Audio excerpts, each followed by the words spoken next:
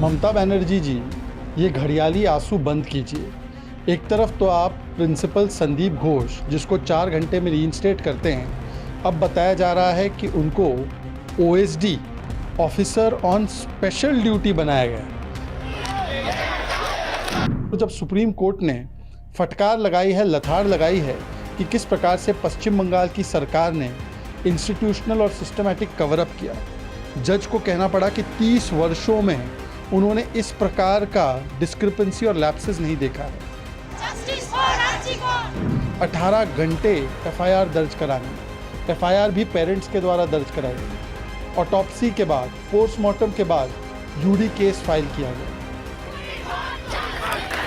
High court ने भी पश्चिम बंगाल की सरकार और पुलिस को लथाड़ा था और माता पिता ने भी बोला था कि सरकार ममता दीदी की निर्ममता से बलात्कारियों के साथ खड़ी है, सबूत मिटा रही है और बेटी को न्याय दिलाने में उसकी कोई दिलचस्पी नहीं है।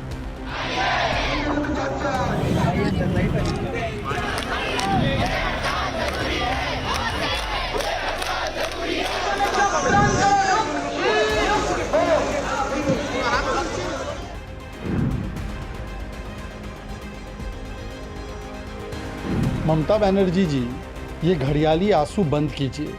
एक तरफ तो आप प्रिंसिपल संदीप घोष, जिसको 4 घंटे में रीइंस्टेट करते हैं, अब बताया जा रहा है कि उनको OSD officer on special duty बनाया गया है।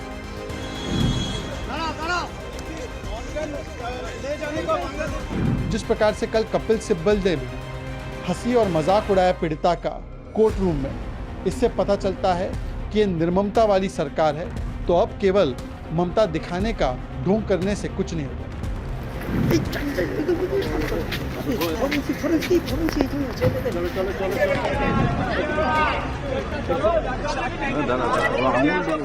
ममता बनर्जी जी, ये घड़ियाली आंसू बंद कीजिए।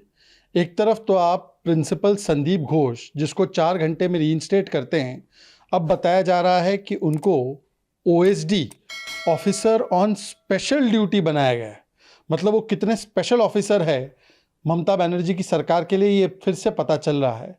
और दूसरी ओर जब सुप्रीम कोर्ट ने फटकार लगाई है, लथाड़ लगाई है कि किस प्रकार से पश्चिम बंगाल की सरकार ने इंस्टीट्यूशनल और सिस्टमैटिक कवर अप किया, जज को कहना पड़ा कि 30 वर्षों में उन्होंने इस प्रकार का डिस्क्रिपेंसी और लैप्सेस नहीं देखा है।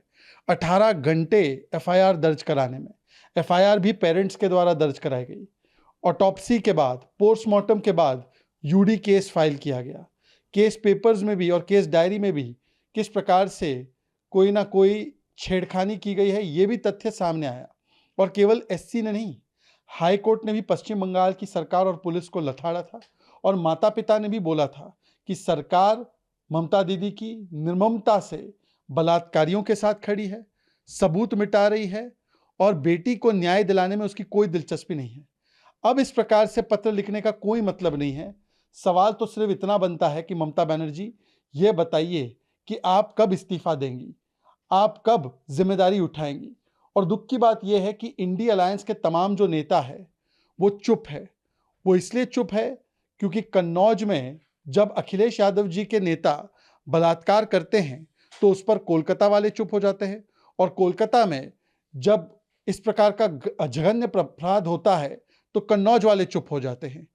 और जिस प्रकार से कल कपिल सिब्बल ने भी हंसी और मजाक उड़ाया पीड़िता का कोर्ट रूम में, इससे पता चलता है कि ये निर्ममता वाली सरकार है।